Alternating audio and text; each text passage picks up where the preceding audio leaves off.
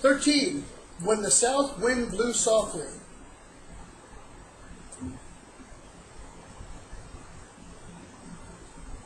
Well, it's not storming, it's beautiful out. Look, there's a nice, beautiful breeze. Supposing they had obtained their purpose, loosing thence they sailed close by Crete. Look, see, we made the right decision. Look, everything's going good now. Look, how wrong was Paul? They're going to give you one more chance to change your mind. Just one? No. There's going to come another one, and another one, and another one, and another one. What did you hear? You heard the voice of God. You stand on that. You heard the voice of God. You stand on that. 14. But not long after there rose a tempestuous wind called Euroclydon. This is a huge storm. This is a huge storm. This is like typhoon. This is like a hurricane deal. They're on the ocean, sailing. This is a hurricane. And the boats then weren't like the Love Boat now. 25 stories, 3,000 people. It wasn't like an aircraft carrier. This was, it was a ship. There was 250 people on it. It was big. For the time, it was pretty good size. But put that into a hurricane, it don't look good. It don't look good. And when the ship was caught and could not bear up into the wind. I'm still catching up from last week. Sailing is not like motorboating. They have knowledge and wisdom. They can go straight into the wind. No, they can't. They go using the wind. They go back and forth and they gain ground even though they're going against the wind. But this wind was so powerful they could not bear up into it. It was so strong they could not make ground into it. We let her drive. In other words, what? We turned around and just went with it.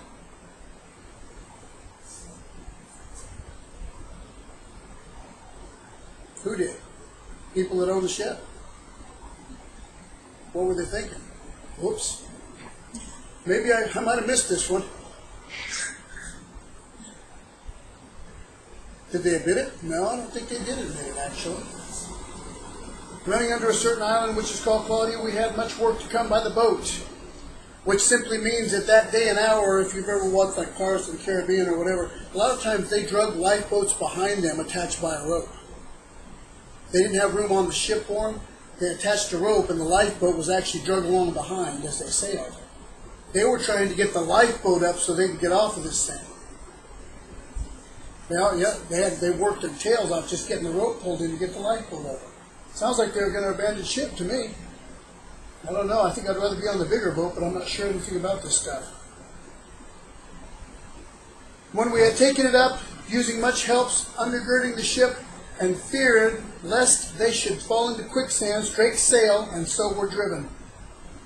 Being exceedingly tossed with a tempest, the next day they lightened the ship.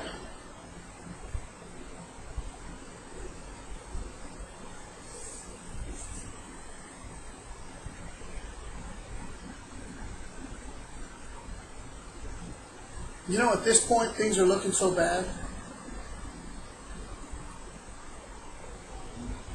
When you start throwing things overboard, you know it's bad. If you don't get rid of some of the stuff you have on the ship, this thing may sink and you'll die. They start throwing stuff over. Why am I slowing down? God told me to slow down. I think we've caught up. Almost caught up. What do you have to do? You know what? Sometimes when you're in a storm, you have to lighten the ship. Had they listened to godly counsel, they wouldn't be in this position at all. They made an improper decision based on carnality, based on the wisdom of people in the world rather than the apostle of God. Consequently, they've gotten themselves into a position that is extremely hard and terrible. And they've come to the point that they're having to do away with some stuff in order to stay alive. And sometimes it's necessary to do it. The third day we cast out with our own hands the tackling of the ship.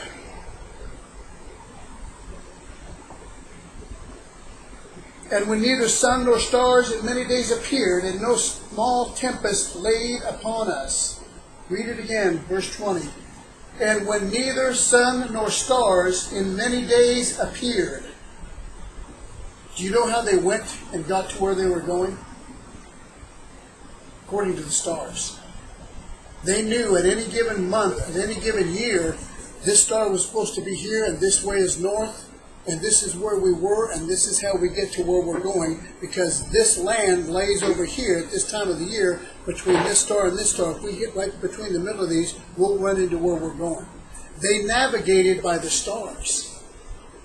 Simplistically speaking, you understand what I'm saying? That's the best I can do. But for many days, it was so dark and cloudy, they didn't have stars to navigate by. Sometimes it's so dark and cloudy. Sometimes the storm is so harsh. The very thing we learned to navigate by is taken away, and we don't know where we're at or where we're going.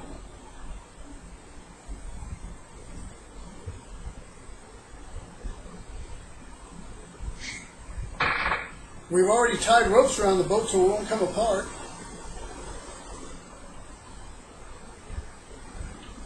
We're being driven by the wind. We've thrown stuff out of the boat. We've thrown out the tackling of the ship. We don't have the sun or stars. I'm sorry. It's so dark. Is it day or night? It's hard to say. We don't know where we're at. We don't know where we're going. No small tempest laid upon us. To what extent? All hope that we should be saved was then taken away. You know what? People make mistakes, make wrong decisions. Times get hard, things get bad. Fail to listen to godly counsel.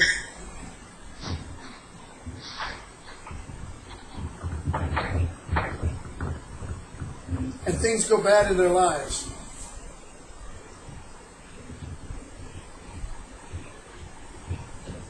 To the extent, to the point that it seems like there's, you know what? There's no sun, there's no star, there's no light, there's no way out.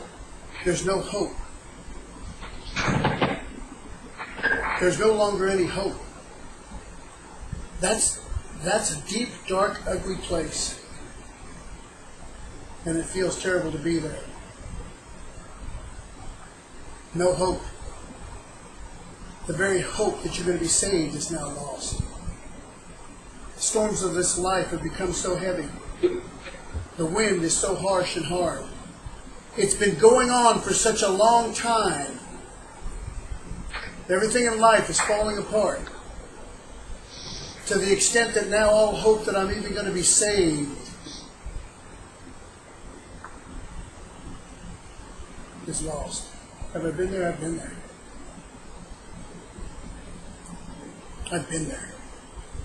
It's a terrible place. Hope that you're even going to be saved. Whew. Storms so heavy. The battle so... To the extent that all hope is gone. Yep. Been there. It's a terrible place to be. Why do I push like I push? It's a terrible place to be. It's a terrible place to be. Hope is the last thing a person has. When hope's gone, there's not much left. Hope is something that faith is built on. Hope is something, you have to have hope in order to have faith and believe that something better is going to come. Hope is like a dream or a desire that faith can be built upon. And when you lose hope, it's a terrible, terrible place. Terrible place. Is all hope lost? Nope. What's the picture? People didn't listen to godly counsel. They had godly wisdom standing right in front of them. As a matter of fact, he came and stood right in front of them and said, hey, I know this is your plan, but you better not do this. You better do this instead. Well, let me take a vote. What do you think? Nope, we're not listening to him. He's nobody. Everybody else? Nope, we're not listening to him. We don't want to stay here for 3 months. He's nobody. What are we going to do? Look, the south wind is blowing, and it's softly. It's a beautiful day. We've obviously been blessed of the gods. We're going. How long were they in this tempest? I don't know. Many days. Many days. We might get a little bit of an insight onto how long it was here in a minute. 21. But after long abstinence, Paul stood forth in the midst of them.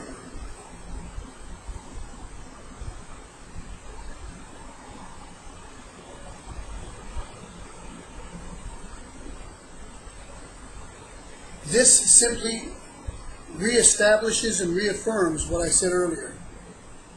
When you're covering in the life of other individuals, you face the storms they face.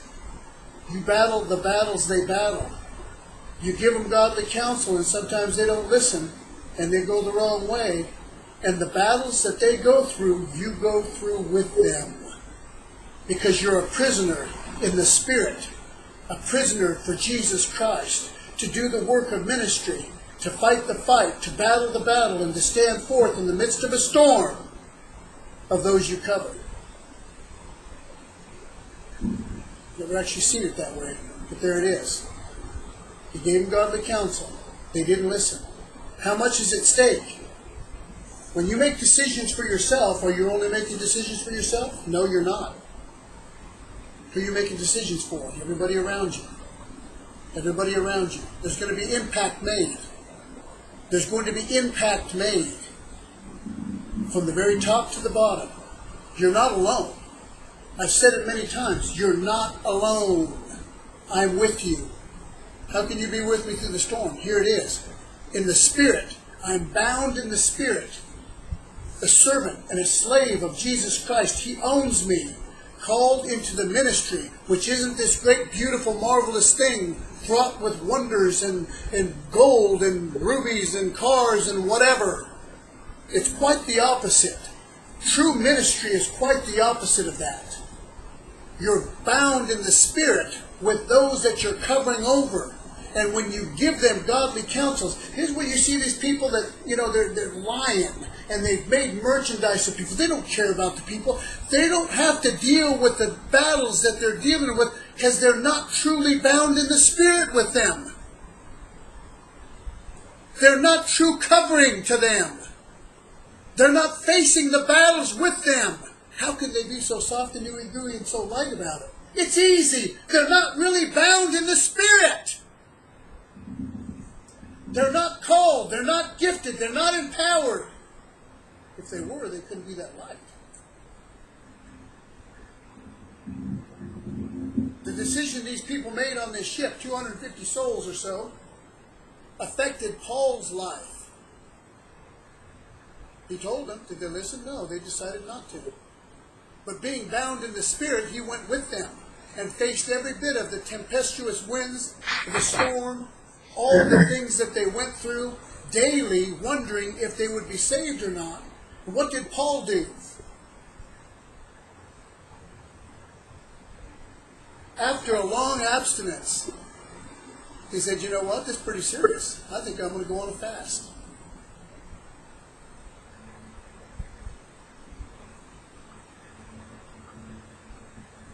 Why? What does fasting do?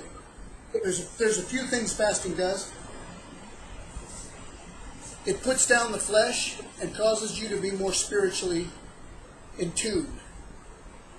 That's one. And in this position, he really needed to hear the voice of God. He already heard the voice of God. He was already in tune to the voice of God. As a matter of fact, everything they're living through proves he knew what he was talking about. So, well, now they're in the midst of it. What is he going to do? Now I have to work even harder because I'm bound with them in the Spirit. I'm going on a fast. Why? I must hear the voice of God and make absolutely certain and be positive that I'm telling these people the right thing. Their lives are at stake. Theirs only? No. My life is at stake. We're linked in the Spirit, guys. We're linked in the Spirit. You think I take lightly what I tell you? No. There's no skating away here. We're linked in the Spirit. Everything and everyone that shows up to church that I'm covering over, and I pray for everybody daily, I'm bound within the Spirit, insight. I can be sitting doing my normal thing, not appearingly doing anything, but in such heaviness, through manifold temptations. Well, what? There's nothing going on. There's nothing wrong. In the Spirit there is. In someone else's life there is. Who's carrying it? I'm linked to the Spirit. Even when I don't do anything, I'm doing something. Day? Yes. Night? Yes. All night long sometimes? Yes. Anybody know it? No. Generally speaking, nobody knows it. I know it. I feel it. The person that's going through it knows it. Do they know I'm there? Probably not. I know I'm there.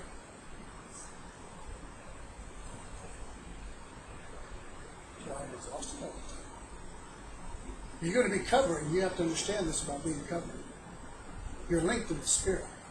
What do you need? Abstinence. Long fast. What's going on? There's storms going on. I don't know why I feel the way I feel. I don't know why I'm going through what I'm going through. Well, somebody that you're over, somebody that you're linked with, somebody that you are in relationship with could be going through some stuff. You need to stand strong in the Spirit. You need to have a sledgehammer. You need to be powerful. It's just not all about you, you know. Everything I do on a constant basis has very little to do with me anymore. I already got more than enough for me. This sheds some insight into that. I already have more than enough for me. It's more about everybody else now. And if the direction you're going is being covering, you need to rise up and grow in the Spirit to the point that you become powerful. Because everybody you link with in the Spirit to become covering over or to mentor, you're going to battle battles with them. And if you're not powerful enough, you will be overcome. And if you're overcome and you're powerful and you are authority in their lives, what's going to happen to them? It's not just all about you. It's imperative you stay connected with Christ for everybody around about you. Personal responsibility. Why is there a wall here? It's not here because of me. I know my prayer life. I know my walk with God. I know it. What is it about? I know exactly what it's about, so I'm going to talk about it for about an hour.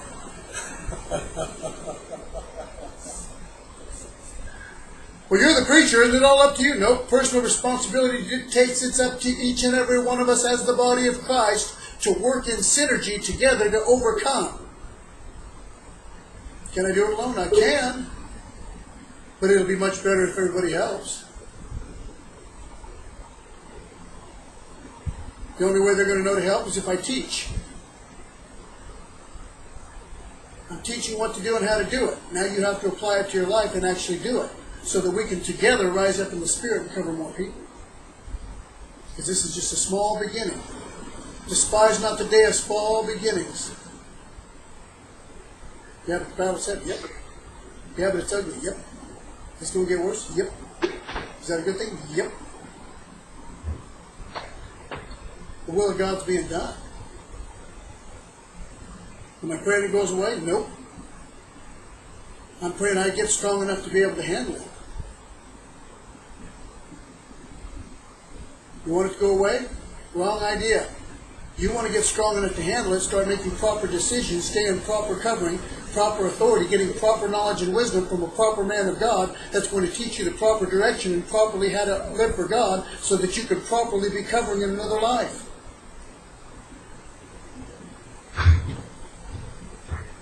All up to me. I'm doing my job. Guaranteed. Are you doing yours? No? All right, then let me teach you and you can learn and apply the stuff I'm teaching you and actually live it. And you'll grow strong. Yes, I'm going to make you strong. You'll grow strong if you actually listen and apply this stuff to your life. And things will become better. Am I destroyed by the stuff that's happening? Nope. Am I even worried about it? Not much.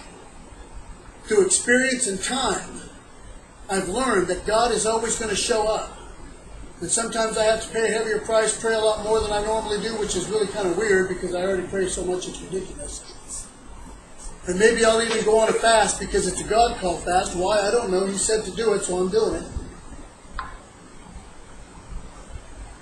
to battle and war in the Spirit for those under me. Is that all? No, I've got stuff that I'm still growing on and facing myself. Paul, not only did he have responsibility over all these people in the ship, because he was to deliver the word of the Lord that they should not go because it was not going to go good, so he was responsible for these souls. God told him to give and deliver the word. He was the apostle. He was the man of God on this ship. He was the connection with God on this ship. That kind of gives him the responsibility here, doesn't it? Yeah, but they didn't listen. Well, that's the way it is. Sometimes people don't. Why? Because they get together and they talk with themselves and they make up their minds knowing that they know way more than you do, and so they're going to go the direction, and since they're all together on the same one mind and one accord, although it's in the flesh and wrong, they decide to go a certain way even though you're told not to, but you're still linked in the Spirit.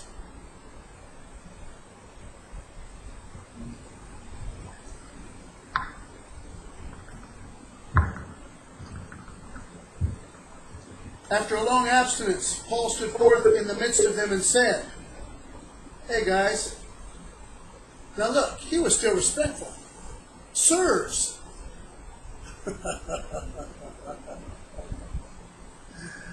"you should have hearkened unto me, and have not loosed from Crete, and have gained this harm and loss." 22. "Now I exhort you to be of good cheer." Sound familiar? "For there shall be no loss of any man's life among you, but of the ship." 23. "For there stood by me this night the angel of God, whose I am, and whom I serve." He's testifying of God. What happened? He went on a fast.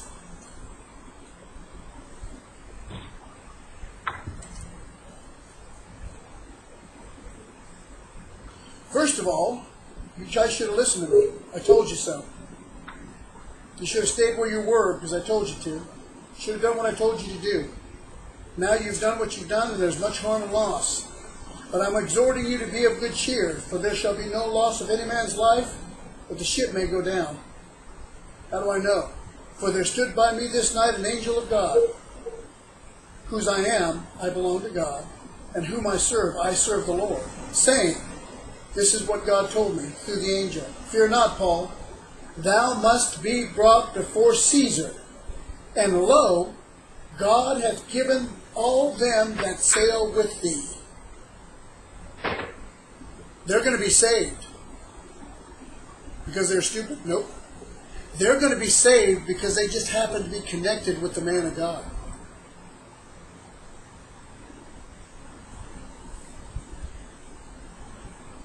Covering. They're doing the wrong thing. They're making the wrong decisions for the wrong reasons. They're going to be saved. He's linked with them in the Spirit, battling with them in the Spirit because he's part of their lives. Circumstances of life have brought them together. They're all going to be saved even though they didn't listen to his admonishment because God favors him.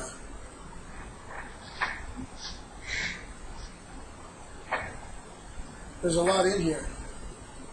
No, none of this is in my notes. I'd have missed it, I think. Be of good cheer. "Wherefore, sir, be of good cheer, for I believe God, that it shall be even as he told me." Is that all? Nope. "Howbeit we must be cast on a certain island." We're going to be shipwrecked. 27. Did I miss something? Nope, I think I did. I think I'm on it. 27. "But when the 14th night was come, as we were driven up and down in Adria, about midnight the shipmen deemed that they drew near to some country. He sounded and found it at 20 fathoms. They drop a weight attached to a rope with knots on it to see what the depth of. That's how they tell where they're at night. If they can't see down far enough, they're taking a measurement is what it comes down to. They're dropping this weight in the water, and then when it hits, they're marking it and pulling it up. It's 20 fathoms. Now what? Now it's 15 fathoms, which means what? We're going towards land because it slopes out. basically what it comes down to. When they had gone a little further, they sounded again, and 15 fathoms, 29. And fearing lest we should have fallen upon rocks, they cast 4 anchors out of the stern, and wished for the day.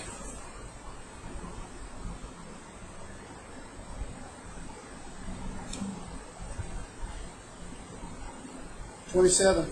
When the 14th night was come, and they were driven up and down." You know, that must have seemed like an eternity. 14 days. It must have seemed like an eternity. The question is, was it 14 days after Paul said, "Be of good cheer, because everything's going to be all right"? Or was it a total of 14 days? I don't know.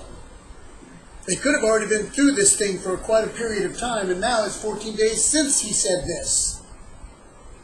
There might be a period of time when the storm lasts after you receive godly counsel. Does that mean the godly counsel was incorrect? Not necessarily. It means that there's seed sown, and there's still a storm that you're going to have to come through to get out the other side. Keep the faith, be steadfast, strong, unmovable, always abounding in the work of the Lord, and keep the faith, keep believing. When you've done all you can do to stand, stand. They're going to give you the opportunity to go back. They're going to give you the opportunity to change your mind. Stand strong in what you've heard God say to you, and you knew it was God that said it because it struck you in your spirit. You knew it.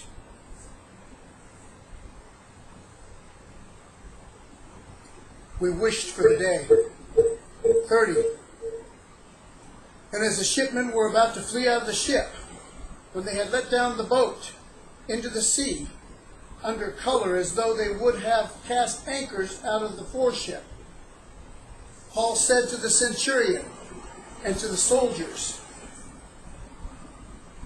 "Except these abide in the ship, you cannot be saved." Now, here we're going to see some different things taking place. At first, he's just a prisoner in a tent maker. We ain't going to listen to him anyway because he didn't have anything to say. Secondly, after long absence in the storm, you know what? Sometimes it takes a heavy storm to get us to wake up. Maybe I should have listened in the first place. Maybe I should have listened to godly counsel in the first place. Not did what I wanted, not did what I thought, or not did what anybody else said to do. What are we talking about? Proverbs chapter 1. Where do you get godly wisdom from? Where do you listen to? Who do you listen to? Ideally, you need to listen to somebody really close connected with God. That speaks many things. You be under proper authority. What else? I already talked about it. If you're going to be authority in somebody's life and speak into their life, you better be well connected, because what you say is going to make a difference one way or the other in their life. And if you're not where you should be, not a good thing. Not a good thing. Except you abide in the ship, you cannot be saved. What did they do? 32. Immediately, then the soldiers cut off the ropes of the boat and let her fall. Hey, we didn't ask the owner of the ship this time. We didn't ask the Roman centurion this time. We didn't take a vote on it this time.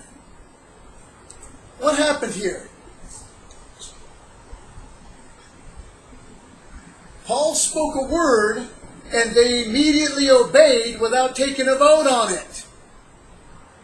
Question, why does it take that? I don't know. Human nature dictates that that's just the way it is. It just takes that. Human nature. Whatever it takes, I suppose, is all right. Now, 33, and while the day was coming on, Paul besought them that they should all take meat. Listen, saying, this day is the 14th day which you have tarried and continued fasting and have taken nothing.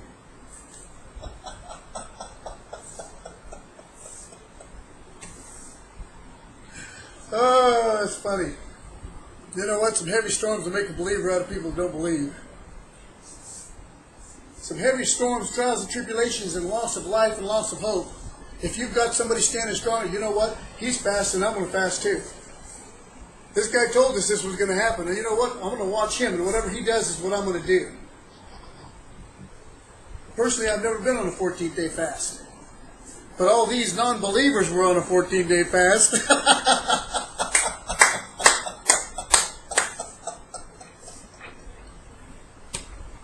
Why? All of a sudden they recognize this is a man of God. He has the ear of God. He has the mind of Christ. He knows what's going on. And this is what he's doing. I'm doing that. Whatever he's doing, I'm doing. He said his God was going to save me, so whatever he's going to do, I'm going to... Bingo!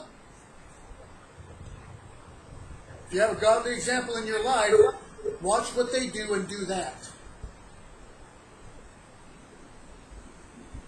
I think we've actually preached about that before. Now, okay, you fasted enough. You better get some food in you. You've taken nothing. Wherefore I pray you to take some meat, for this is for your health. I know you're scared to death and you're fasting, and you'd rather fast to death, hoping that you'll gain some... What's the word I'm looking for? I mean, you're hoping to gain some favor with God. All right, God, I didn't listen to you. I did the wrong thing, and now I'm going to die. So, you know what? This deathbed thing is, it's pretty important. I'm going to die, and so since I know I'm going to die, I'm going to fast and do everything I should have been doing all this time anyway, and so maybe I'll just gain a little bit of favor with you. If I'm going to die anyway, I'm going to die right. That's a good thing. I'm not going to come against that. That's better than not. It's better than not. For this is for your health. Trust me, there shall not a hair fall from the head of any of you. The worm was turned. 35. And when he had thus spoken, he took bread and gave thanks to God in the presence of them all. He's always a witness for God. Through the whole thing, he's always a witness to God. Yeah, but what about the storm? I warned you. He's always a witness to God. Just because you live for God, the storms aren't going to happen anymore? That's not true. Look at Paul. He's always a witness for God. And his connection with those that are either lost or those that are immature in the faith has caused storms to take him and come upon his life. And he's still steadfast, strong, unmovable, and always a witness for God. Always taking the lead in leadership. That's what Apostle does. They break ground and take the lead in leadership. Hard on them? Oh man, you got to believe it. You got to believe it. It's hard on them. And when he had broken it, he began to eat. Okay, guys, come on, I'm eating. You better eat. And then they were all of good cheer.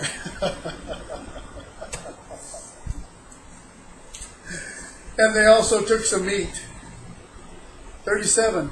And when we were all in the ship, we were in all the ship, 276 people.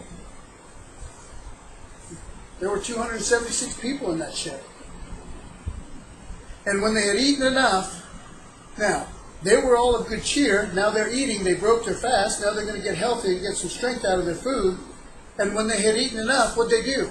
Does that mean that they were out of the storm? Negative. Why? They lightened the ship some more. The storm was still heavy and still upon them. And they even cast their food into the sea. And when it was day, they knew not the land. They didn't know where they were, but they discovered a certain creek with a shore, into which they were minded, if it were possible, to thrust in the ship. And when they had taken up the anchors, they committed themselves to the sea, loosed the rudder band, because it had been tied up, because nobody could hold on to it, because it was so nasty, and hoisted up the mainsail into the wind, and made toward the shore. Falling into a place where the two seas met, they ran this thing into the creek, as deeply into the creek as they could, to get close to the land. They ran the ship aground. The forepart stuck fast. I mean, it was stuck. It was done. And remained unmovable. But the hinder part was broken with the violence of the waves. They were not out of the storm. This thing was still raging. The ship came apart. The ship was being broken by the violence of the waves. They were still in the middle of the storm. But at least they were on the ground. What about the ship? It's destroyed. It's over. It's history. Falling into place with Jesus of us, the way is 42. And the soldiers' council. Now listen. And the soldiers' council was to kill the prisoners, lest any of them should swim out and escape. But the centurion, willing to save Paul, kept them from their purpose, and commanded that they which could swim should cast themselves first into the sea and get to land. And the rest, some on boards, some on broken pieces of the ship. And so it came to pass that they all escaped safe to the land.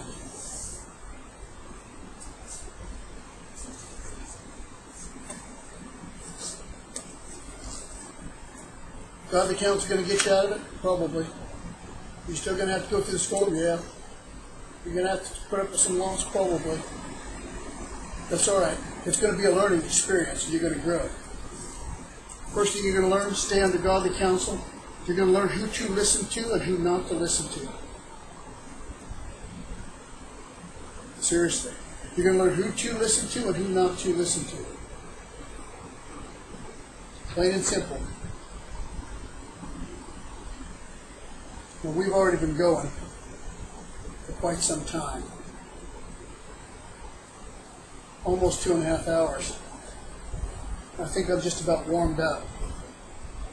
No, I'm not going to go on. I think that's probably enough. Everybody's heard a lot. What are we talking about? Godly counsel. Apostle, prophet, evangelist, pastor, teacher. What are we going to do? We're going to be careful about the pastors and teachers, because we all know that some of them ain't who they're supposed to be, stepping into their calling and gifting prematurely, and have led people astray, not having a proper, solid foundational doctrine of Christ. What are you going to have to depend on? Look for an apostle and a prophet. Special revelatory powers. Ability to stand strong in the storm and stay linked in the Spirit. Why? They were trained that way. They were made that way. They were shaped and molded that way. In fact, you may be in the process of being shaped and molded that way. Stand strong, steadfast, unmovable. Learn to stand your ground. Walk in godly authority. Staying under covering. Hard? Absolutely. Going to get any easier? Nope. I guarantee you it'll probably get harder. Well, maybe I don't want to be an apostle. You don't have much choice in the matter. You are what God called you to be. The only choice you have in the matter is to say, God, no, I'm not going to do that and not live for God. Is that going to make it easier? Nope. Nope, that's not going to make it any easier. The only chance you have, stay under proper authority and covering, listen to the preaching and teaching, apply it to your life, learn to listen to godly counsel, shut everything else out, and grow. Be steadfast and immovable, never quit, never give up, never surrender. Keep getting up, keep learning, keep applying it to your life. Keep applying it to your life. The Holy Ghost has fallen. God has spoken to each and every heart. He's spoken to each and every mind. What are you going to do with what He's told you is the question. What are you going to do with what He said? Going to take Him serious?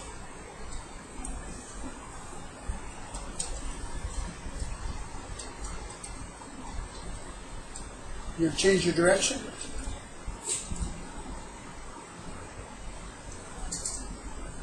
Why? Because He loves you. God loves you. He loves you. He's paid the price for you. The works are finished from the foundation of the earth. The storm is almost a figment of your imagination.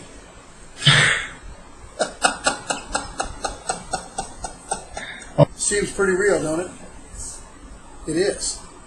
And the decisions you make are life and death, eternally.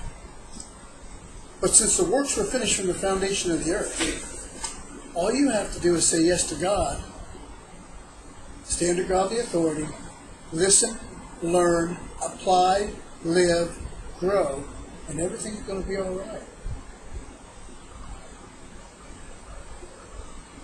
Why? God's on the throne. And He is God. There is one and Jesus is his name, and he's on the throne, and he don't lose. Well, he was killed. He didn't lose. That was the plan. Don't be an idiot. That was the plan. They couldn't have killed him if he didn't want to. He let them do it. Think you not that I cannot call 12 legions of angels right now? How many is that? 144,000 angels. How much tail can they kick? It ain't pretty. Let me tell you, if he wanted to not go to the cross, he would have not gone to the cross. He purposely went to the cross for us. He purposely suffered for us. And what we put up with, next to nothing compared to what he did with us. It's less than a drop in a swimming pool compared to what he did for us. Big deal? No, it's no big deal. Let's live for God. Come on now. It's no big deal. Let's live for God. I know it's serious. I know it's ugly. I know. I've been there.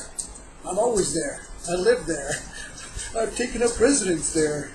I like it so much, I think I'll stay there. Yes, that's it. Why? I love God. That's what he's called me to do. Do you love God? How much? Do what he's called you to do. What the hell? What's this mean? It seems like it. Storms, they're big and ugly. It seems like it, but really it's not that hard. It's not that difficult. I'm telling you, we can make it. I've been where you are. I'm well past that now. How did I get there? I kept going. What do you have to do? Just keep going. Keep doing what God tells you to do. Stand under godly authority and counsel. Listen, grow, apply, learn, grow strong. The storms aren't going to get weaker. You're going to have to get stronger. You have to do it on your own. Nope, he's giving you his spirit. He's giving you his word. He's feeding you. He's taking care of you. It's going to happen. You'll get stronger. Have faith. Have belief. Listen to me. You're going to make this thing. We're going to make it. Not only are we going to make it, we're going to take a bunch with us. Seriously. We're not on the ropes here. We're just doing a rope-a-dope. We're just playing around. Here in a second, we're going to come out and stagger back like, where'd that come from? I thought I had you. You thought wrong. You thought wrong. You never had me. I belong to Jesus Christ. You'll never have me. We win. We win. The only way you're going to lose is if you stop and give up. You escape, right? Don't stop, don't give up.